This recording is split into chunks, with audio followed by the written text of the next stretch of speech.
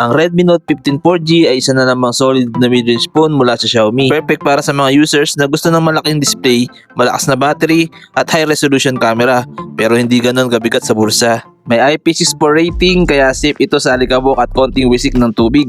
Hindi ito pang heavy water exposure pero okay sa daily accidents. Solid ang build at modern tingnan. May 6.77-inch AMOLED display, 1080 by 2392 resolution at may 120Hz refresh rate.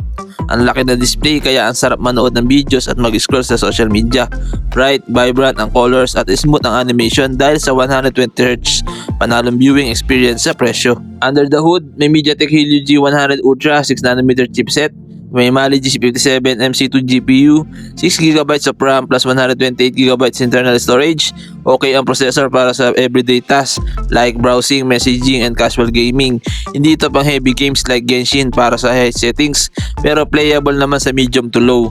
Ang HyperOS 2 plus Android 15 combo ay nagbibigay ng clean at responsive experience. May 108MP main camera, malakas para sa daytime shots, sharp at detailed. May auxiliary lens para sa extra shooting modes, depth macro. Video 1080p at 30fps lamang which is standard for the price. May 20MP selfie camera, maganda sa daylight, clear at natural ang skin tone.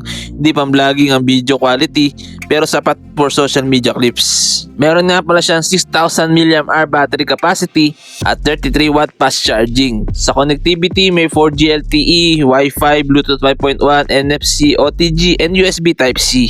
Ang estimated price nito ay around 13,700 pesos pero pwede pa siya magbago kung sakaling magiging available ito sa Philippines.